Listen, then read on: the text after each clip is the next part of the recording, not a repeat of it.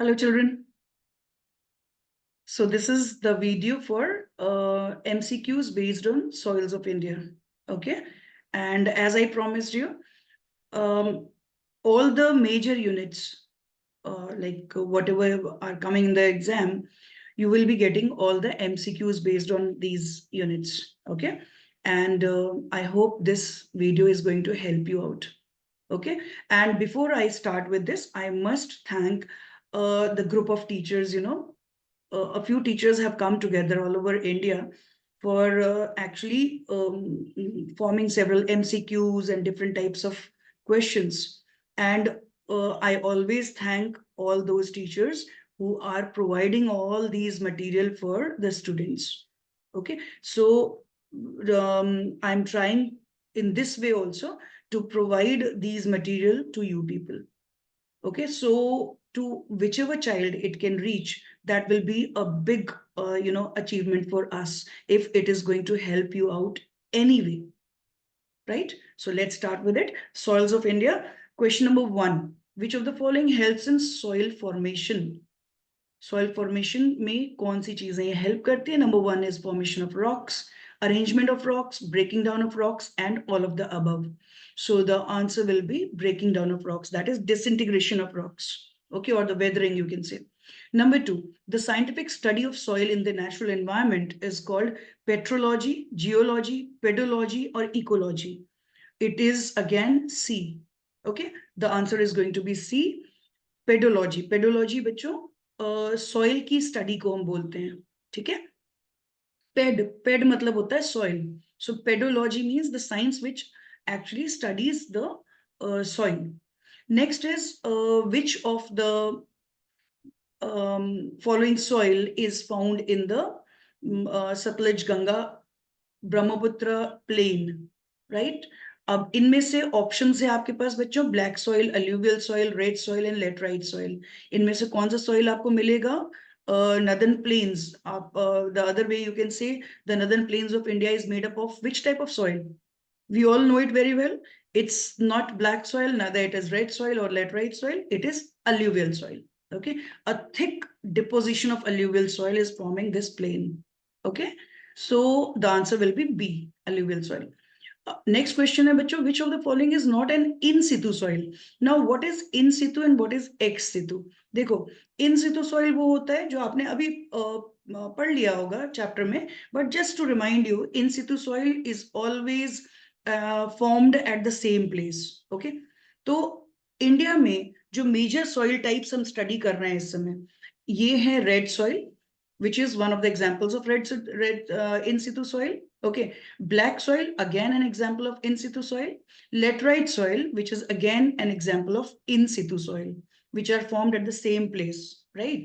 Of its like the where these are formed, they are found at the same place of their origin, or you can say the bedrocks are there. By that only these are formed, and at the same place that type of soil can be found where that particular bedrock is lying. Okay, तो अगर आप देखोगे red soil, black soil, laterite soil, ये सब जो है इन situ soil बोली जाती है या रेजिडुअल सॉइल बोलते हैं हम इनको. ठीक है. Alluvial soil, bacha, alluvial soil is actually called ex situ soil. That means it is formed by the deposition work done by various agents of gradation.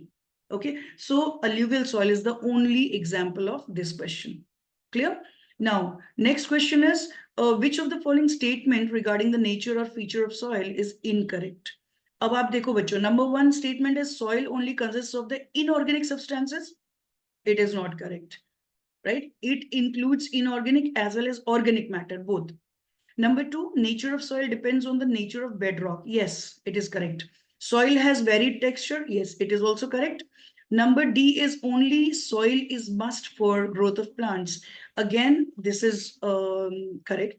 But one thing you can see, um, soil only consists of the inorganic substances. This is actually the correct option for this question. Because question में ये दिया हुआ है कि कौन सा statement इसमें सही नहीं है नेचर या फीचर ऑफ सॉइल से रिलेटेड. ओके, तो A will be the correct option. Clear? Now, next question is, which of the following soil is found in the shaded area? You can see in the map of India, one shaded area is given, right? अब इस shaded area में बच्चों आप देख सकते हो major part of the Deccan region is covered. Okay, तो major part of Deccan region means Deccan Tract is actually covered by total black soil. Deccan Plateau में भी Deccan Tract एक ऐसा region है बच्चों जहां पर just मतलब you can say specifically black soil वहां पर मिलता है हमें, क्योंकि वो पूरी तरह से लाइक यू कैन से इग्नियस रॉक का बना हुआ है। तो इग्नियस रॉक जब डिसइंटीग्रेट होता है तो it is already blackish colour, right? So when it disintegrates at the same place it forms again the soil which is having black colour, okay, blackish shade is there, so that is why it has got the name black soil. Okay, तो इस area में बच्चों हमें red soil, black soil, laterite soil या alluvial soil, इनमें से कौन सा मिलेगा? ब्लैक सॉइल मिलेगा। That is option B is correct. Okay, now let's talk about the next one. Black soil is suitable for dry farming as, अब इसमें reason क्या हो सकता है? Reason है high moisture holding capacity. Okay, देखो dry farming we are talking about the moisture content. Clear? तो यहां पर बच्चों अगर आप देखोगे जो ऑप्शंस दिए हुए हैं, high moisture holding capacity, then it is rich in magnesium, it is black in colour या ऑल द अबव, ये सारे ऑप्शंस में से बेस्ट या मोस्ट अप्रोप्रिएट जो ऑप्शन होगा वो हमें यहाँ पर देना होगा।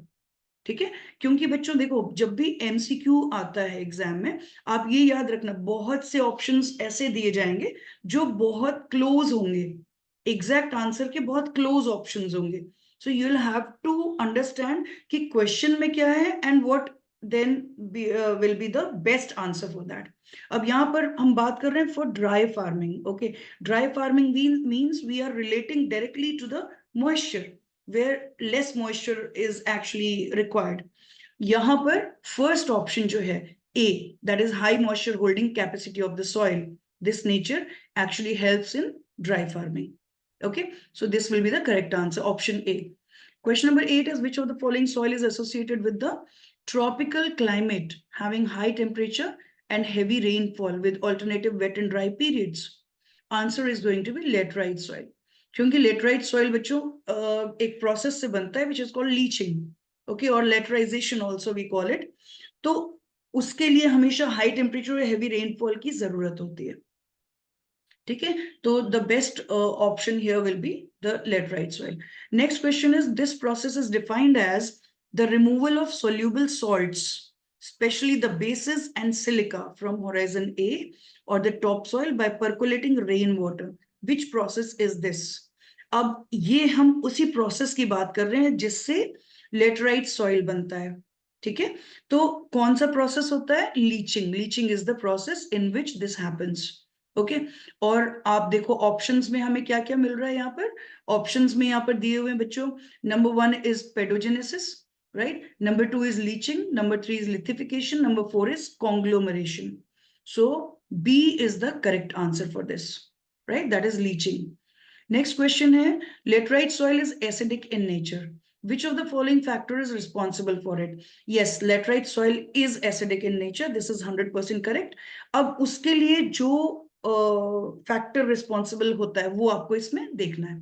ठीक है, as it is friable in nature. Number 1, no. This is correct, but it is actually not the reason for making it acidic. Have you understood? Second option is diya, as it can retain moisture. Again, this is not correct. As the base is leached down from the topsoil. Yes, this is 100% correct. You can say reason behind it, because when the bases are leached down from the topsoil, naturally the soil left after that becomes acidic in nature. Okay, so I told you just now ना, पहले वाले question में अभी मैं आपको बता रही थी, हमेशा देखो बच्चों अक्सर आपको कई ऑप्शंस मिलेंगे और हो सकता है कुछ ऑप्शंस बहुत क्लोज हों, बट आपको एग्जैक्ट उससे रिलेट करना है जो आपका क्वेश्चन दिया गया। अब यहाँ देखो, laterite soil is acidic in nature, आपको क्वेश्चन किया गया एसिडिक उसका नेचर क्यों होता है। ठीक है, उसका फैक्टर क्या, मतलब कौन सा मेन फैक्टर है उसके पीछे। तो यहाँ पर जो पॉइंट्स दिए हैं, may be all points are correct, but सबसे सही परफेक्ट पॉइंट यहाँ पर कौन सा है? जो ऑप्शन है that is C, as the bases leached down from the topsoil that makes it acidic in nature. Okay, अच्छा, next question हमारा हो रहा है यहाँ पे question number 11. Which of the following soil is found in the summits of Western Ghats? Summits of Western Ghats, summits of Eastern Ghats, summits of you can say northeastern hills, या Aravallis है. All these hills and mountains have a type of soil which we find, which is actually commonly seen in the upper parts of these mountains, or the summits we call it, right? And that is which soil? That is laterite soil. Clear? So laterite, black, alluvial and red. इनमें से कौन सा सही होगा? Laterite soil. Understood? Next question है बच्चों, आप इसमें देख सकते हो study picture A and B. ठीक है, दो पिक्चर्स आपको दिए गए. On which area the process of soil erosion is most prominent. आप देख सकते हो एक पिक्चर ए है और एक पिक्चर बी है. दोनों में से कौन से पिक्चर में सबसे ज्यादा सॉइल इरोजन हो रहा है? दैट इज ए, पिक्चर ए. ठीक है, अब आपको जो ऑप्शंस दिए गए हैं इनमें ए ऑप्शन जो है दैट इज करेक्ट. ठीक है. Number 13, which type of soil erosion is seen in this image? अब इस पिक्चर में आपको अलग कौन से टाइप का सॉइल इरोजन हो रहा है वो मेंशन करना है. अब इसमें बच्चों शीट इरोजन हो रहा है? नहीं, sheet erosion is actually when a layer of soil in the form of just like a sheet of soil, you can say, it is removed from the plain surface, right? Or any slope, a layer is removed, that is called sheet erosion. Gully erosion क्या होता है? Gully erosion, deep ravines are formed. So this is actually, we are talking about the gully erosion. This picture is totally the gully erosion. Okay, तो यहाँ पर आप दे सकते हो the type of erosion which we can see here in this picture is gully erosion. Sheet erosion, गली erosion, reel erosion and all of the above. इनमें से B option correct हो गया यहाँ पे. ठीक है, सॉरी. नेक्स्ट क्वेश्चन है, wind is the main agent of erosion in which of the following regions. अब अलग अलग रीजन्स दिए गए हैं बच्चों. ठीक है, इनमें रीजन 1 है western slopes of western Ghats. ठीक है, western slopes of the western Ghats which is directly facing the actually the southwest monsoons, right? तो western slopes of western ghat एक हो गया. Number 2, arid regions of Rajasthan, the Rajasthan that is the desert area, drier regions there. Number 2. Number 3, northern Uttar Pradesh and Bihar, northern parts of UP and Bihar. Okay, and number 4 is Deccan Plateau. अब इनमें से कौन से area में actually wind जो है सबसे prominent agent है इरोजन का? इनमें से बेस्ट ऑप्शन होगा arid regions of Rajasthan. Okay, because arid regions में बच्चों हमेशा जो मेन एजेंट है वो विंड होता है. वाटर वहां पर एक सेकेंडरी एजेंट बन के रह जाता है, बिकॉज जो मॉइस्चर कंटेंट है सॉइल में, moisture content in the atmosphere बहुत ज्यादा कम होता है वहां पर. ठीक है, and because of that only soil is basically eroded by one agent, that is wind. Okay, so main agent which is causing erosion is wind, right? Other agents can also work, but the most important agent is wind. Okay, next identify the method of soil conservation. अब इसमें बच्चों आपको एक चीज देखना है, soil conservation के अलग अलग मेथड्स आपने पढ़े हैं. ठीक है, अब कौन से एरिया में कौन सा मेथड एप्लीकेबल है या सबसे ज्यादा सुटेबल होगा वो आपको समझ करके करना पड़ेगा. ठीक है, अब यहाँ पर दिया है एक पिक्चर दिया है आपको, and in this you can very clearly see the slope of hills or mountains have been shown. ठीक है, slopes पर टेरेसेस कट किए हुए, टेरेसेस लाइक जो स्टेयर्स बोलते हैं, सीढ़ियों की तरह से कटिंग किया गया है, राइट? और यहाँ इन टेरेसेस पर जो है थोड़ी बहुत फार्मिंग की जाती है. अब इनमें से कौन सा सबसे सही ऑप्शन होगा यहाँ पर? Number 1 is strip cropping. No, this is not correct. Number 2 is terraced farming. हाँ, ये सही हो सकता है. And number C is shelter belts. No. And number D is contour plowing. Actually, here, you know, children, because it is on the slopes of the hills, right? And terraces have been cut. So directly you can come to the second point, second option, that is 100% correct here, that is called terraced farming. और अभी जो मैंने आपको बताया कि सीढ़ियों की तरह से कटिंग की, जो मतलब स्लोप को हम टेरेसेस के फॉर्म में कट करते हैं, ठीक है, और उन टेरेसेस पर हम फार्मिंग करते हैं। तो ये कहीं ना कहीं सॉइल इरोजन को भी कम करता है, फ्लो ऑफ वाटर की स्पीड को भी कम करता है अलोंग द स्लोप, राइट। और जो हमें टेरेसेस का स्पेस मिल जाता है उसको हम यूज करते हैं फार्मिंग के लिए। जहां पर हिल स्लोप्स पे हम फार्मिंग की कहीं कोई हमें जगह नहीं मिलती है, वहां पर हमें कुछ इस तरह से जगह मिल जाती है फॉर डूइंग द कल्टीवेशन, ठीक है। तो ये इस तरह से जो टेरेस्ड फार्मिंग है हमें हमारी मदद करता है, ठीक है, ऐसी जगहों पर। तो यहाँ इसका जो है बेस्ट ऑप्शन होगा B, that is terraced farming. Okay, in Hindi it is also called as सीढ़ीदार खेती, राइट। तो B is the correct answer. Next question है बच्चों, identify the method of soil conservation. Again अब आप देखो, नेक्स्ट पिक्चर में आप देख सकते हो यहाँ पर सॉइल कंजर्वेशन का एक और मेथड यहाँ पर दिखाया गया है। स्ट्रिप क्रॉपिंग है, टेरेस्ड फार्मिंग है, शेल्टर बेल्ट्स है, या क्रॉप रोटेशन।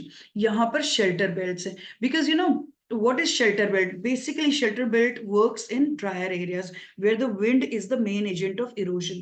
ओके, और इसमें करते क्या है हम, जो मेड़ होता है, जो बॉर्डर एरिया होता है जो खेतों का, वहां पर जो है हम प्लांटेशन कर देते हैं, ठीक है।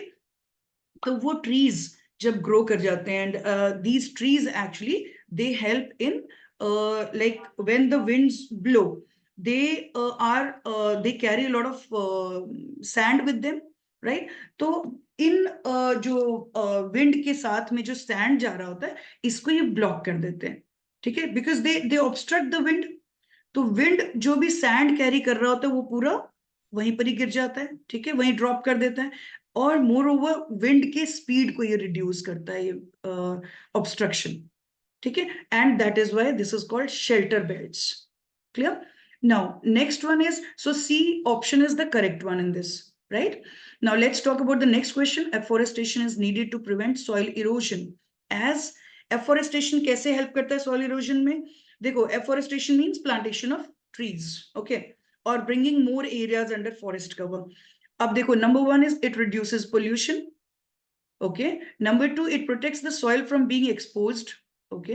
Number three is the roots of the trees bind the soil particles. And D is both B and C.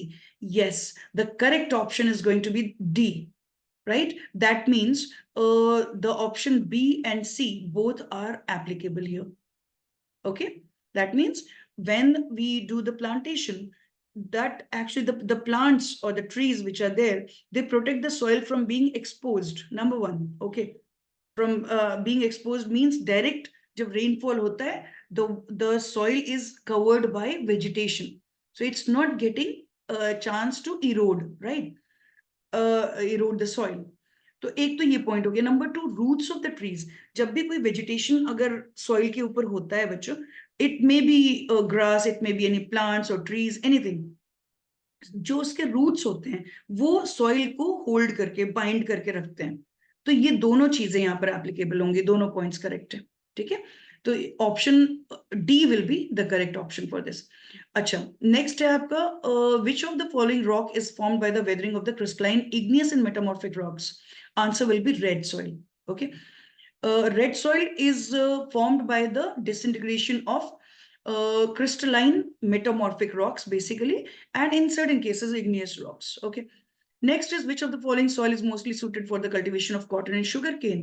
That is black soil, right? And that's why many times, you know, black soil को हम लोग black cotton soil भी बोलते हैं, because in India especially, out of all the different types of soils whatever we have, black soil is considered as the best suited for cotton cultivation, okay. Acha, next है बच्चों, which of the following soil is widely found in the southern part of peninsular region? यहाँ पर होगा red soil, southern part of peninsular region, okay. We are not talking of the Deccan Trap, right? Deccan प्लेटो में भी Deccan trap area जो है वो पूरी तरह से ब्लैक सॉइल का बना है, but southern part of peninsula जो है वो वहां पर आपको रेड सॉइल मिलेगा बच्चों, क्योंकि वो मेटामॉर्फिक रॉक से बना हुआ है, okay. Acha, next, which of the following soil is widely found in the southern part of peninsular region? This we have done. Next question, the process of removal of topsoil and exhaustion of its nutrients by different agents of weathering. इस process को हम क्या बोल सकते हैं? Process of removal of topsoil. Okay, topsoil remove होना या जो न्यूट्रिएंट्स हैं, जो टॉप सॉइल में न्यूट्रिएंट्स हैं, वो पूरी तरह से लाइक एग्जॉस्ट हो जाना, thus leaving the soil in the form of infertile soil, right? तो इस प्रोसेस को हम क्या बोलते हैं? This is actually soil erosion. Okay, anyhow, if the loss of fertility is there in the soil, that is a part of soil erosion. Clear? Next question है बच्चों, this soil gets renewed annually, right? अब देखो इसमें options क्या हैं? Bhangar, khadar, deltaic and all the above. अब यहां पर जो है, जो सॉइल हमें जो बेस्ट ऑप्शन यहां समझ में आ रहा है, दैट हैज टू बी खादर. जो न्यू अल्यूवियल डिपोजिशन जो बोलते हैं होता है, न्यूली डिपॉजिटेड मतलब जब रिवर्स वर्क करती हैं बच्चों, तो हमेशा दोनों साइड्स पे, right, on the banks of river you will find recently deposited, जो न्यूली डिपॉजिटेड सॉइल जो होगा वो होता है खादर. ठीक है, और जो फ्लो से दूर रहता है, राइट, उसको हम बोलते हैं बांगड़, राइट, वो पुराना डिपॉजिटेड सॉइल होता है, अल्यूवियल सॉइल. तो हमेशा खादर सॉइल वो होता है which is actually renewed annually. मतलब वो और इसी वजह से, क्योंकि रिन्यू होता जाता है, एक मतलब फ्रेश डिपोजिशन उस पर होता जाता है, this makes it more important for agriculture, this makes it more fertile. Okay, so this is option will be B. Next है, this soil has self-plowing capacity and is found in parts of Rajasthan.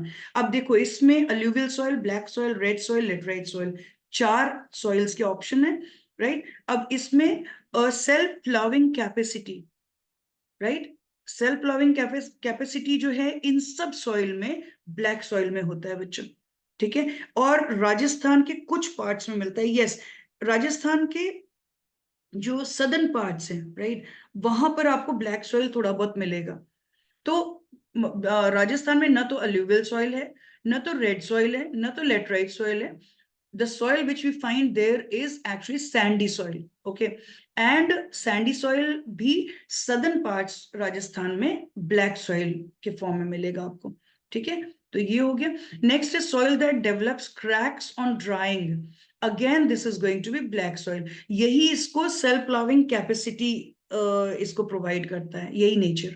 Okay, देखो black soil has got clayey nature. Okay, जब वो wait होता है तो stickiness सा होता है उसमें. ठीक है, आपने आपने चिकनी मिट्टी अगर कहीं देखी होगी, क्लेई सॉइल अगर कहीं देखा होगा, तो वो आपने नोटिस किया होगा, जो जब वेट होता है तो थोड़ा स्टिकी सा होता है, और जब ड्राई होता है, वही सॉइल जब ड्राई होता है तो उसमें क्रैक्स डेवलप हो जाते हैं. वही चीज आपको ब्लैक सॉइल में मिलेगा. और ये क्रैक्स जो ब्लैक सॉइल में होते हैं, that actually allows the air to circulate inside, right. तो एयर सर्कुलेशन पॉसिबल हो पाता है because of these cracks which are present. Okay, तो इस वजह से ये ब्लैक सॉइल का नेचर होता है. ठीक है, soil that develops cracks on drying is black soil, right. Next है soil rich in iron oxide. Iron oxide जो है वो एक इंपॉर्टेंट एलिमेंट होता है रेड सॉइल का, basically, which makes it actually to be called red in colour, right. Iron content ज्यादा होने की वजह से वो रेडिश कलर उसका आता है. ठीक है, तो रेड सॉइल है. But in laterite soil also you will find the iron oxide can be seen in large amount. तो यहां पर ऑप्शंस देखो बच्चों, अलूवियल सॉइल है first option, second black soil, laterite soil, and the last option is both laterite and red soil. तो 100% the answer is going to be D option. ठीक है, ये हो गया. then let's talk about the next one. Soil, the coffee and tapioca are best grown on this type of soil. अब इसमें बच्चों laterite soil होगा. ठीक है, हमेशा याद रखना, coffee, tapioca, these are the crops which are grown best in laterite soil. And also if you remember, just now we discussed in one of the questions that laterite soil is found on the summits. Okay, अगर आप उसको relate करोगे तो उससे easily आप ये चीज learn कर सकोगे कि लेटराइट सॉइल हमेशा most often, right, not always, but yes, most often you'll find laterite soil is covering the upper summits of the mountains, okay, or the hills. और कॉफी जो है वो ऐसा क्रॉप है बच्चों जो स्लोप्स पर ही मिलेगा, राइट। तो ये कॉफी का वहां होना या टेपियोका का कल्टीवेशन वहां होना और लेटराइट सॉइल का पाया जाना, दोनों एक दूसरे से रिलेट आप कर सकते हो, ठीक है। तो यहां पर क्वेश्चन क्या है, कॉफी और टेपियोका का बेस्ट जो है कल्टीवेशन किस टाइप के सॉइल में होता है, laterite soil. Understood? Now, next question is a category of soil which develops on old crystalline rocks and forms the second largest type of soil. इसमें आंसर होगा रेड सॉइल, क्योंकि old crystalline rocks पर जो जो भी soil बनता है वो होता है रेड सॉइल, ठीक है। Next is soils which are found at the place of their formation. अभी हम in the beginning we were discussing about the residual soil या in situ soil and ex situ soil, right. अब यहां पर वही point आ गया, देखो बच्चों, वो सॉइल जो जहां पर बनता है वहीं पाया जाता है, ठीक है, उस सॉइल को हम बोलते हैं रेजिडुअल सॉइल या उस सॉइल को बोलते हैं इन सितु सॉइल। क्लियर? और यहाँ क्वेश्चन क्या है, same question has been asked, right, soils which are found at the same place of their formation. तो यहां पर आंसर हो जाएगा इन सितु, ओके। अच्छा, नेक्स्ट है बच्चों, cotton is cultivated best in, अभी ये भी हमने अभी डिस्कस किया था अभी पहले एक क्वेश्चन में, कॉटन के नाम से एक सॉइल का नाम पड़ा है which is called black cotton soil, okay.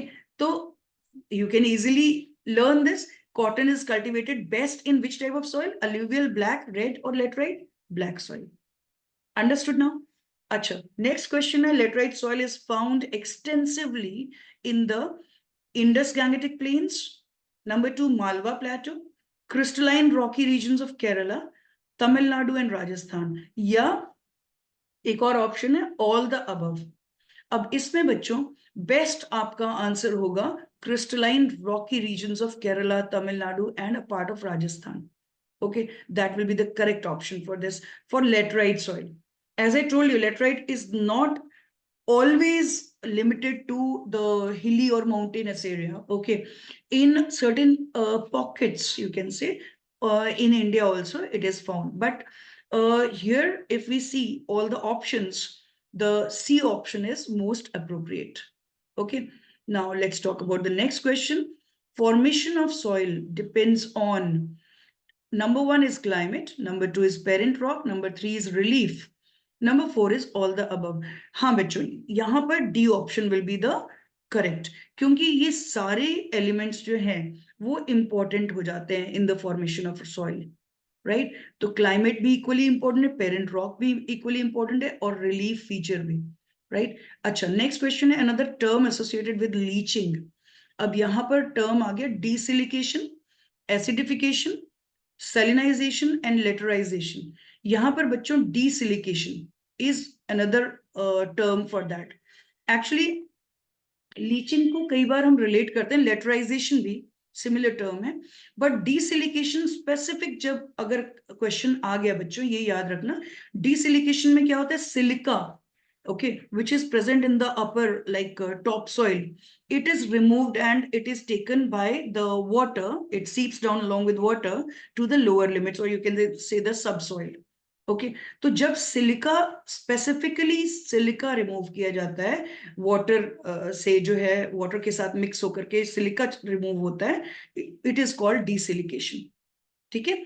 तो ये चीज आप याद रखना, और यहाँ पर लेटराइजेशन भी एक एडिशनल टर्म, ये इंपॉर्टेंट है, right, that is also similar to leaching, okay.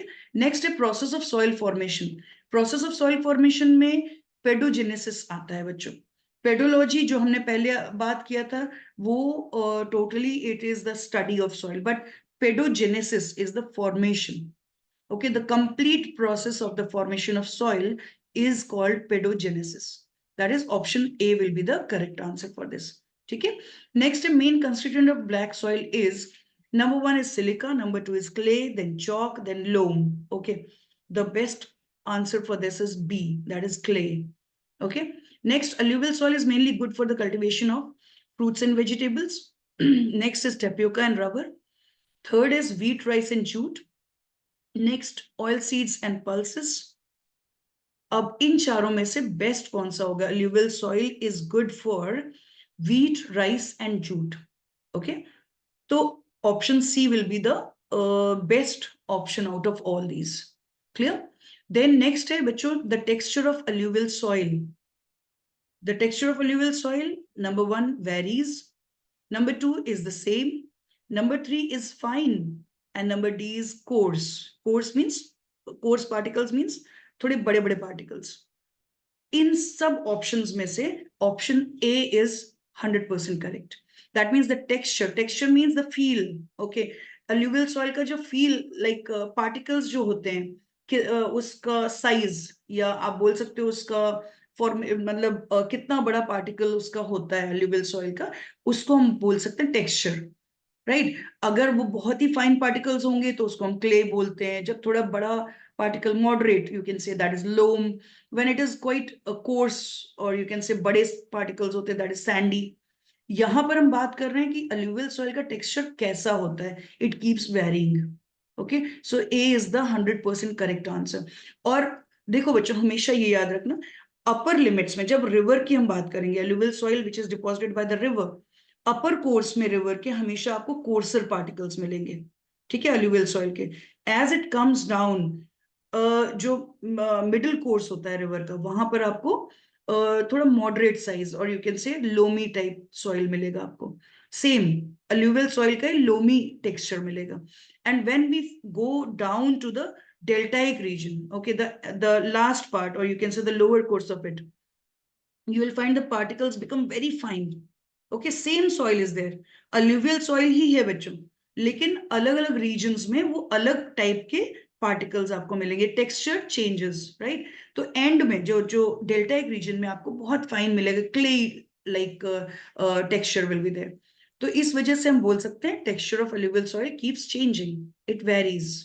Okay, next है dash is not an agent responsible for the removal of topsoil. अब देखो, इनमें से कौन सा ऐसा एजेंट है जो टॉप सॉइल के रिमूवल के लिए रिस्पॉन्सिबल नहीं है? ठीक है, टॉप सॉइल की हम बात कर रहे हैं, right? Top soil means on the surface. Got it? अब देखो, just use your brains. Ground water, first option. Okay, running water, second option. Third is wind, and fourth one is waves, right? अब देखो, running water which flows on the surface, wind which blows on the surface, right? And waves of sea or oceans, again it is moving on the surface of earth. But when we talk about the groundwater, don't get confused, groundwater is underground water. Okay, तो ground water कहां पर रहता है? Ground water is always found underground. Okay, so just you have to use your brain here. Okay children, so you should not confuse at all in this. Groundwater is the correct answer for this.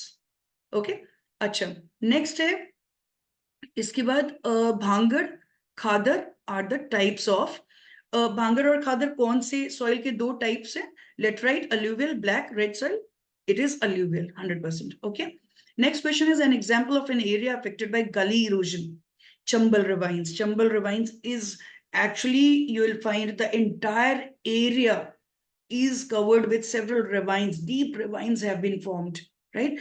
It is, you can say, most affected by this type of erosion, that is gully erosion.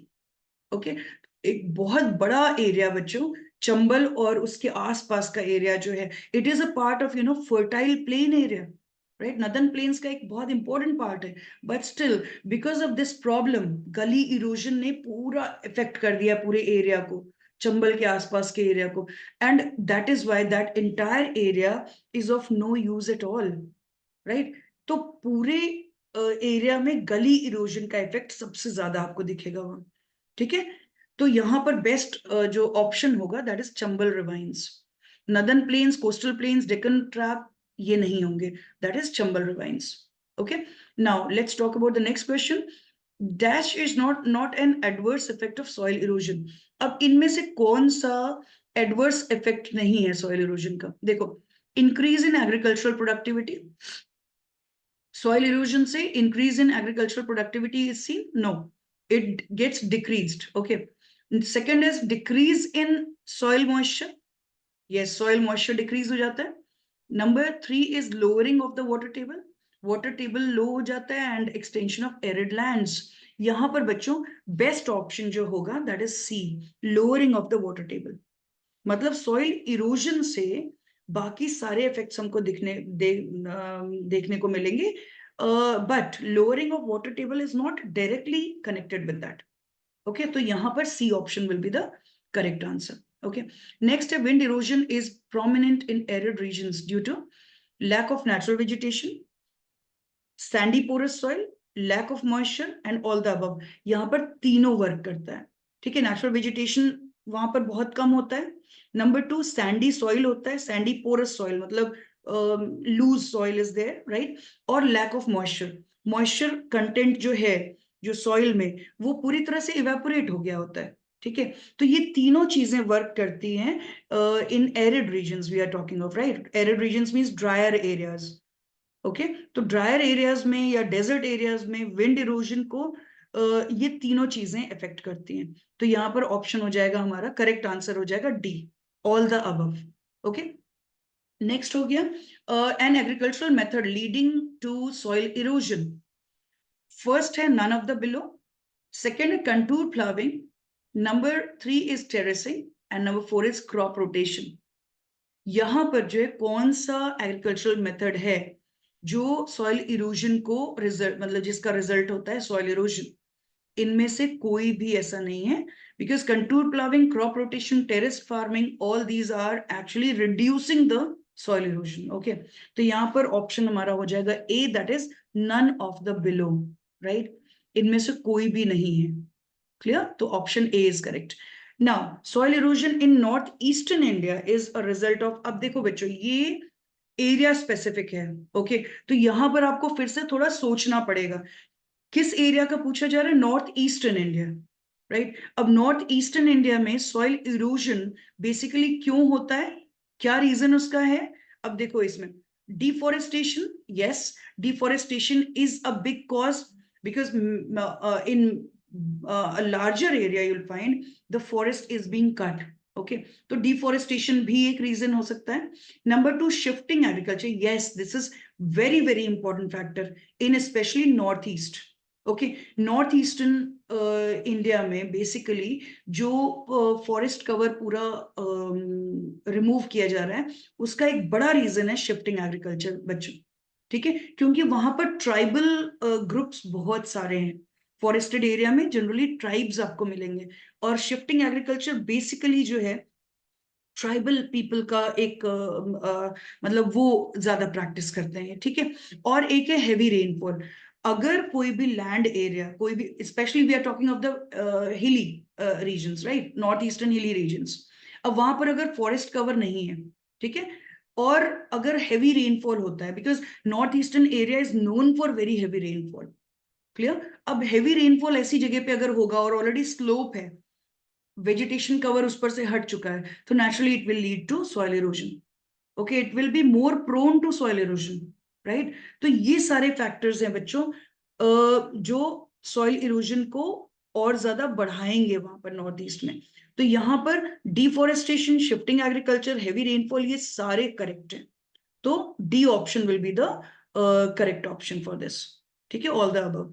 Next है dash is not a method of soil conservation. देखो, अब इसमें soil conservation का इनमें से कोई एक method नहीं है. Number 1 is jhumming, number 2 is planting shelter belts, number 3 constructing check dams and number 4 is contour bunding. ये सारे जो हैं सॉइल कंजर्वेशन मेथड्स है except A. Okay, A is actually बच्चों, झूमिंग जो है it is a term, it is a name given to shifting agriculture. Okay, shifting cultivation जो होता है उसका एक और नाम है ये झूमिंग, राइट. तो option A will be correct option here, right. Now let's talk about the next question. Soils of northern plains are in situ, ex situ, residual या नन? इसमें होगा एक्स सितु, क्योंकि नॉर्दर्न प्लेन्स जो है कौन से सॉइल से बने हुए? अब यहाँ पर चीजें आपको थोड़ी बहुत रिलेट करनी पड़ेंगी, ठीक है। नदर्न प्लेन्स में जो सॉइल है वो कौन सा सॉइल बेसिकली हमें मिलता है, that is alluvial. Northern plane is having a thick, you can say very rich deposition of alluvial soil can be seen in the northern plains, right? It's totally made up of that alluvial soil. तो alluvial soil कैसे बनता है? It is brought from different areas. The particles are deposited at one place. These are brought by various agents and these are deposited at one place, forming alluvial soil. Okay, तो ये alluvial soil basically क्या है? It is not found at the place of its origin, right? It is found somewhere else, where the agents of gradation have carried the particles from different areas, right? And they have deposited somewhere else. So that is why it is called as transported soil. It is called as ex situ soil. Okay. And so the answer will be B. Clear? Acha, next question hai bachcho. The All India Soil Survey Committee, okay, has classified soils on the basis of location. Okay, this is the correct answer for this. All India Soil Survey Committee जो है बच्चों, AISSC बोलते हैं इसको। ये एक committee उस समय जो मतलब basically at the time when the detail study of India was being done, at that time soil की स्टडी के लिए स्पेशली ये कमेटी बनाई गई थी। और इस कमेटी ने पूरे इंडिया का कि डिफरेंट सॉइल्स को कैटेगराइज किया था, राइट? और सॉइल को जो है क्लासिफाई किया था in different categories, right, on the basis of areas, right, the location where these are found. Okay, तो यहाँ पर जो फर्स्ट ऑप्शन है that will be correct, right? अच्छा, next question है बच्चों, growing two crops in alternate rows in a plot of land to check soil erosion is, which one is correct? Mixed cropping? No. Row farming? No. Multiple cropping? No. It is called strip farming. Yes, correct. Strip cropping या strip farming बोलते हैं बच्चों जब एक ही जमीन पर हम alternate crops grow करते हैं, राइट? रो वाइज एक क्रॉप हमने एक टाइप का ग्रो किया, फिर सेकंड स्पेस थोड़ा छोड़ दिया दूसरी क्रॉप के लिए, फिर वही सेम क्रॉप जो हमने थर्ड लेन में ग्रो किया, और फिर जो इन बिटवीन जो जगह रहता है उसको हम यूज करते हैं for growing some other type of crop. तो इस तरह से क्या होता है, स्ट्रिप फार्मिंग का कॉन्सेप्ट यही है बच्चों कि जब हम हार्वेस्ट करते हैं, ठीक है, जब हम जैसे crops when they are ready to be harvested, right, तो उस समय हार्वेस्टिंग टाइम जो है वो सब क्रॉप्स का अलग अलग होगा। तो हम एक पार्ट जो है हमने हार्वेस्ट किया, बाकी अभी भी कवर्ड रहता है क्रॉप कवर से, ठीक है, जो सॉइल है पूरी तरह से क्लियर नहीं होता है। Have you understood? अगर हम एक ही क्रॉप ग्रो करेंगे तो एक ही साथ हार्वेस्ट करेंगे पूरे क्रॉप को, राइट? तो उससे क्या होगा, पूरा सॉइल जो है it will be open for erosion, right? So not taking that option, what we do is in certain areas like which are more prone to wind erosion, in those areas more this type of farming can be seen. Okay, and to some extent the water erosion is also a big problem there. तो ऐसे areas में जहाँ wind और water दोनों का effect दिखता है, तो उन areas में आपको strip farming दिखेगी। और वहां पर क्या, यही मेन मोटिव होता है कि विंड की स्पीड को रिड्यूस कर दें, वाटर फ्लो जो है उसकी स्पीड को हम रिड्यूस कर दें। और वो कैसे होगा, जब soil is not totally open at once, okay, कुछ उसका पार्ट जो है अभी भी कवर्ड रहता है by some other crop, right? तो this is actually called strip cropping या स्ट्रिप फार्मिंग, राइट? अच्छा, there is a variety of soil in India due to weathering. अब देखो इसमें क्वेश्चन है कि इंडिया में अलग अलग टाइप के सॉइल क्यों मिलते हैं, रीजन इसका क्या है? रिलीफ फीचर, रिलीफ फीचर भी एक रीजन है। पेरेंटल रॉक मटेरियल, क्योंकि अलग अलग पार्ट जो है इंडिया का वो डिफरेंट टाइप के रॉक से बना हुआ है, ठीक है, तो ये भी एक इंपॉर्टेंट एलिमेंट है। और क्लाइमेट भी इंपॉर्टेंट फैक्टर है। तो सब ऑप्शंस जो हैं वो सही है, that means D which is actually all the above. तो D will be the correct answer for this. Okay. Next question है बच्चों, most widespread transported soil found in India, black, red, alluvial, laterite. Alluvial is the correct answer for this, right? Next question है, alluvial soils in the North Indian plains originate from sediments transported and deposited by rivers basically, right? Next is dash is not a characteristic of khadar soil. Khadar means newly deposited. Okay. अच्छा, इसमें देखिए क्या points दिया हुआ है. Number 1 is contains lime nodules, which is actually a feature of Bangad soil, the old deposited alluvial soil. Okay.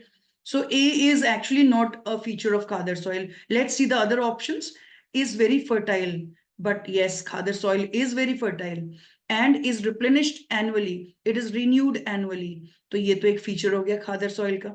और एक और है, occupies the flood plains of rivers. Khadar soil is covering major part of flood plains of rivers. तो यहाँ पर जो सही option इस क्वेश्चन के अकॉर्डिंग होगा, which is not a characteristic of Khadar soil, it is going to be A. Okay. Next question. Black soil is essentially formed by the disintegration of basalt rocks of the Deccan Trap, volcanic rocks, solidified lava या all. यहाँ पर option होगा all, क्योंकि basalt rock क्या है, वो भी कहीं ना कहीं जो है वो मैग्मा से ही बना हुआ है, राइट. वॉल्केनिक रॉक क्या है, वो भी मैग्मा या लावा से ही बना हुआ है. Next is solidified lava, which is again we are talking about the rock only, which is formed by the same. तो यहाँ पर ऑप्शन हो जाएगा डी. ठीक है. Laterite soil is suitable for jute, rice, coffee, wheat. इन सब options में से C is the most correct option here, right. Next, alluvial soil up to 500 meters depth is found in the valley of the river Narmada, Ganga, Indus, Kaveri. Ganga plain जो है बच्चों, this is the oldest plain, right? In at least in India, right? Indian जो अलग-अलग regions में जो alluvial soil deposition मिलेगा आपको, उनमें सबसे जो oldest plain है, राइट, जो बहुत सबसे ज्यादा थिक डिपोजिशन है सॉइल का वहां पर, वो आपको मिलेगा gangetic plain, right, northern plains of India. So यहां पर कौन सा ऑप्शन करेक्ट होगा? Narmada, Ganga, Indus, Kaveri. Ganga is the correct answer. Okay. Next is soil formed by the weathering of acidic granites and gneisses, right, is actually which soil? That is alluvial black, laterite red. देखो metamorphic rock की हम बात कर रहे हैं, ठीक है. नीस जो है दैट इज मेटामॉर्फिक रॉक. तो इसके लिए इससे जब कोई भी सॉइल बनेगा तो that will be red soil, right. Old crystalline metamorphic rock is the rock which is actually which forms the red soil. Now next is a soil which has the property of being valuable building material as its bricks harden, right, like iron when exposed to air. अब ये एक feature होता है laterite soil का बच्चों, ठीक है. Laterite actually एक लेटराइट का अगर आप देखोगे जो मीनिंग है, ओके, इसका लिटरल मीनिंग भी जो है वो होता है ब्रिक. और laterite soil by nature actually brick के लिए बेस्ट सॉइल होता है, क्योंकि ये एक ऐसा सॉइल है बच्चों, जब ये जैसे वेट है इट्स ओके, जब सूखता है, when it gets dry it becomes very hard, very tough. Okay, just like iron, we can easily relate that. Okay. The reason actually because of this only, it is one of the basic type of soils which we use for the construction purpose. This is the nature which makes it important for construction purpose. Have you understood now? So children, this is all in this video, and I hope that almost all the points we have covered in this video, right? At least from the soils chapter. Soils, the very important unit for the board exam. Okay. A few more questions I will get, and I will make a video on that from the same unit. Okay, and very soon I will come with all those questions to you, and till that time I actually expect you all to revise all these questions well, okay, and get the best benefit from all these videos whatever I have uploaded. Okay, and I will see you soon in the next video with a few more questions from the same unit. Okay. So see you soon in the next video. Till then, bye and take care of yourself.